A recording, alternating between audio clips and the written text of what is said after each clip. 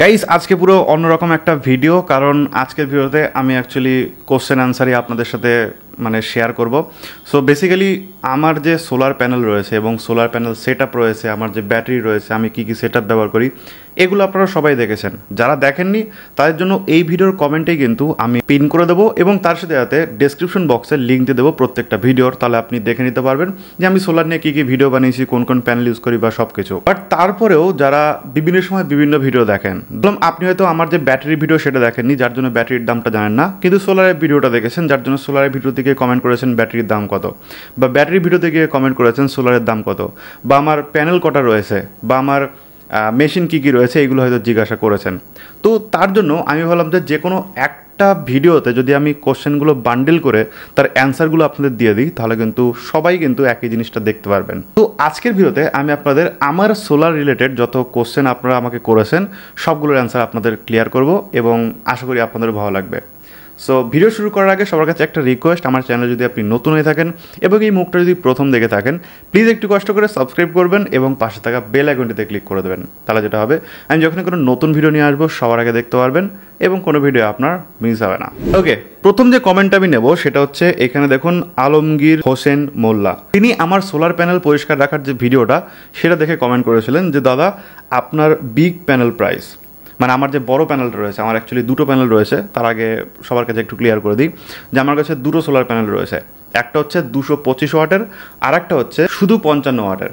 So যার জন্য আমার দুটো মিলে টোটাল 280 ওয়াটের প্যানেল হয় এবং এই 280 ওয়াটের প্যানেল দিয়েই কিন্তু আমি সারাদিন ফ্যান চালাই এবং রাতেও দুটো কিন্তু ফ্যান চলে, এবং দিনের বেলা যদি রোদ ঠিকঠাক থাকে সেক্ষেত্রে আমার টিভিটাও কিন্তু আরামসে আমি ওটা দিয়ে চালাই। তো এই হচ্ছে আমার দুটো প্যানেল, একটা 225, একটা শুধু 55।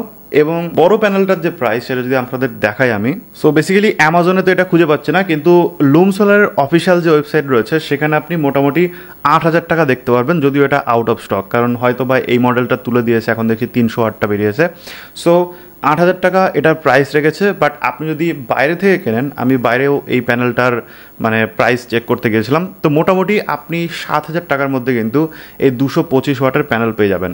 বাট আমার মনে হয় 7,000 থেকে 8,000 টাকার মধ্যে কিন্তু এর থেকেও ভালো বেটার কোয়ালিটির প্যানেল আপনি পেতে পারেন যদি অন্য ব্র্যান্ডের দিকে যান। সেক্ষেত্রে দেখা যাবে 225-এর বদলে আপনি 400 ওয়াট প্যানেলও পেয়ে যেতে পারেন। সো আপনাদের ভালোর জন্য আমি জাস্ট একটা ইনফরমেশন আপনাদের দিয়ে রাখলাম যে জাস্ট আপনার লোকাল প্রোভাইডারের কাছে যান এবং গিয়ে ওখানে চেক করুন যে কোন কোন কোম্পানি কী কী প্রাইস আপনাকে দিচ্ছে। সিংহ 748 তিনি বলেছেন, দাদাভাই 500 ওয়াট প্যানেল লাগাতে A to Z কত খরচ পড়বে? দেখুন, 500 ওয়াট প্যানেল লাগাতে A to Z কত খরচ পড়বে সেটা ডিপেন্ড করছে আপনি কোন কোম্পানির প্যানেল নিচ্ছেন, কোন কোম্পানির ব্যাটারি নিচ্ছেন, কোন কোম্পানির আপনি ইনভার্টার নিচ্ছেন। আমি যদি আপনাকে একটা মোটামুটি হিসাব করে দিই, সেক্ষেত্রে আপনার 500 ওয়াটের প্যানেল মোটামুটি আপনার দাম পড়বে আন্ডার 10,000, ঠিক আছে? 10,000 টাকার মধ্যে কিন্তু আপনি ভালো ভালো ব্র্যান্ডের 500 ওয়াটের প্যানেল নিতে পারবেন যদি আপনি বাইরে থেকে নেন। এরপরে আপনাকে যেটা নিতে হবে সেটা হচ্ছে একটা ব্যাটারি। এবার 500 ওয়াটের যেহেতু প্যানেল নিচ্ছেন, সেক্ষেত্রে মিনিমাম 150 ওয়াটের আপনি ব্যাটারি নিতে পারেন। সারাদিনে আরামসে কিন্তু আপনার 150 ওয়াটের ব্যাটারি লোড হয়ে যাবে। যদি আপনার সারাদিনে যে ব্যাকআপ সেটা কম নিতে হয় বা সারাদিনের যে লোড সেটা যদি কম থাকে, তবে কিন্তু আপনার ব্যাটারি ফুল হয়ে যাবে, কোনো রকম প্রবলেম নেই। এরপরে আপনাকে নিতে হবে একটা মিনিমাম 1 কিলোওয়াটের ইনভার্টার, যেটা আপনি লুমিনাসের কাছ থেকে নিতে পারেন। সো 150 অ্যাম্পিয়ারের ব্যাটারি আপনি মোটামুটি, আপনার যেহেতু সোলার ব্যাটারি নিতে হবে, আপনার প্রাইস পড়বে ওই 14,000 থেকে 15,500-এর মধ্যে ভ্যারি করছে বিভিন্ন ব্র্যান্ডের, ঠিক আছে? মোটামুটি 14,000ও না, যদি আপনি ভালো করে বার্গেনিং করে নিতে পারেন সেক্ষেত্রে 13,500 থেকে 15,500 টাকার মধ্যে কিন্তু সব কোম্পানিরই ভ্যারি করে। এর মধ্যে টাটা রয়েছে, তারপরে এক্সাইড রয়েছে, তারপরে আপনার জুন সোলার রয়েছে, তারপর ওখানে আপনার রয়েছে লুমিনাসের রয়েছে। সো বিভিন্ন কোম্পানি রয়েছে, লিপগার্ড রয়েছে, এরা কিন্তু সোলার ব্যাটারি আপনাকে সাপ্লাই করে। সো এদের মধ্যে আপনি একটুখানি ভালো করে দেখে শুনে তারপরে কিন্তু দাম করে নিতে পারেন। তবে আমি সাজেস্ট করবো এক্সাইড নিতে পারেন, অথবা আপনি লিপগার্ড নিতে পারেন, অথবা আপনি লুমিনাস নিতে পারেন। তিনটে কোম্পানি কিন্তু ভালো এবং ভালো ব্যাকআপ দেয়, ভালো সার্ভিস দেয়। বাকিগুলোর সম্পর্কে অতটা আমার ধারণা নেই এবং অতটা ভরসাও নেই। আরেকজন কমেন্ট করেছে, Loom Solar website cash on delivery হয় না কেন? এবার Loom Solar cash on delivery দেয় না কেন, এটা ওদের পার্সোনাল প্রবলেম, এটা আমি জানি না। তবে আপনি চাইলে কিন্তু অ্যামাজন থেকে বা ফ্লিপকার্ট থেকে কিনতে পারেন, সেখানে কিন্তু আপনি আরামসে ক্যাশ অন ডেলিভারি পেয়ে যাবেন। এই কমেন্ট আমাকে করেছিল সেভ 420-O1H, যাই হোক কোনো একটা নাম হবে। এরপর আমাকে একজন কমেন্ট করেছে মিস্টার গেমিং 1981, তিনি আমাকে প্রশ্ন করেছেন, দাদা তোমার একটা নিউ সাবস্ক্রাইবার আমার দুটো সোলার প্যানেল পছন্দ, এর মধ্যে থেকে তুমি আমাকে সাজেস্ট করে দাও একটা। এবার কথা হচ্ছে যে আপনার কোন কোন প্যানেল পছন্দ হয়েছে সেটা যদি আমাকে কমেন্ট করে জানাতেন, তাহলে আমি এখনই আপনাকে বলে দিতে পারতাম যে কোন প্যানেলটা আপনার নেওয়া দরকার বা কোন প্যানেলটা বেটার হবে। যেহেতু আমি কোনো সাজেশন পাচ্ছি না, যার জন্য আমি আপনাকে বলতে পারছি না যে আপনার কোনটা নেওয়া উচিত, ঠিক আছে? তবে এর পরবর্তীতে যদি আপনি কমেন্ট করেন তাহলে কিন্তু আমি আপনাদের বলে দিতে পারবো বা আপনাকে বলে দিতে পারবো যে কোনটা আপনি নেবেন। এরপরে আমাকে একজন প্রশ্ন করেছে, অ্যাকচুয়ালি এখন যেহেতু মানে নামের বদলে শুধুমাত্র ওই আমাদের ইউজার নেম আসে, যার জন্য খুব প্রবলেম হয় পড়তে, শামসের বিন -PY4RX। তো তিনি প্রশ্ন আমাকে করেছেন যে submersible pump 1 horse power, 4 inch boring, 1 ইঞ্চি পানি সাপ্লাই, 150 ওয়াট সোলার প্যানেল দিয়ে কি চালাতে পারবো? না, 150 ওয়াট প্যানেল দিয়ে 1 হর্স পাওয়ার মোটর চালানো খুবই টাফ, আপনি পারবেন না। আপনাকে অন্তত 1 কিলোওয়াট কিন্তু আপনাকে সোলার প্যানেল নিতে হবে, তবে আপনি ঠিকঠাকভাবে, মানে রোদ একটু কম হলেও বা বেশি হলেও কোনো প্রবলেম হবে না। 1 কিলোওয়াট মিনিমাম নিয়ে নিন, তবে কিন্তু আপনি ঠিকঠাকভাবে 1 হর্স পাওয়ারের একটা সাবমার্সিবল চালাতে পারবেন। আমাকে একজন কমেন্ট করেছে এমডি সোহেল রানা 4194, তিনি বলেছেন 265 ওয়াট থেকে 19 অ্যাম্পিয়ার পাই। আমার তো মনে হয় না যে 265 ওয়াট থেকে 19 অ্যাম্পিয়ার পাওয়া সম্ভব, কারণ খুব ভালো ভালো ব্র্যান্ডের যে সোলার প্যানেল রয়েছে তারাও 265 ওয়াটে 19 অ্যাম্পিয়ার দেয় না। ম্যাক্স টু ম্যাক্স আপনি হয়তো 15 অ্যাম্পিয়ার পেতে পারেন, তার বেশি পাওয়া খুবই টাফ।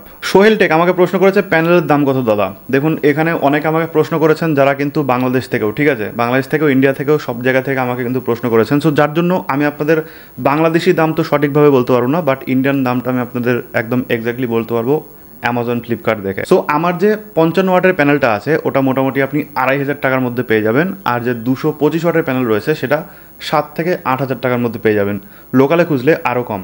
তবে আমি বাংলাদেশের কিছু কিছু ভিডিও দেখেছি যারা 225 ওয়াট বা 200 ওয়াটের প্যানেল নিয়ে ভিডিও বানিয়েছে, তাদের কাছে দেখলাম মোটামুটি দাম ওই 10,000 টাকার কাছাকাছি, ঠিক আছে, খুব একটা দামের হেরফের নেই। মোটামুটি 10 থেকে 11,000 টাকার মধ্যে কিন্তু আপনি 225 ওয়াট বা 300 ওয়াটের প্যানেল আরামসে পেয়ে যাবেন। তবে একটা জিনিস বলে রাখি, আপনারা কিন্তু সবসময় চেষ্টা করবেন মোনোক্রিস্টালাইন প্যানেল নেওয়া। পলিক্রিস্টালাইন যে প্যানেলগুলো রয়েছে এই প্যানেলগুলোতে কিন্তু ইলেকট্রিসিটি জেনারেট খুবই কম হয়। সো মোনোক্রিস্টালাইন নিলে আপনার অল্প রোদেও কিন্তু ভালো রকমের আপনি ইলেকট্রিসিটি জেনারেশন পেয়ে যাবেন প্যানেলগুলো থেকে। এরপর একজন লিখেছে সুপ্রভাত দাস, সেই পুরনো টেকনোলজি অ্যাসিড ব্যাটারি এখন আর চলে না, যেখানে lithium and hydrogen ion battery এসে গেছে।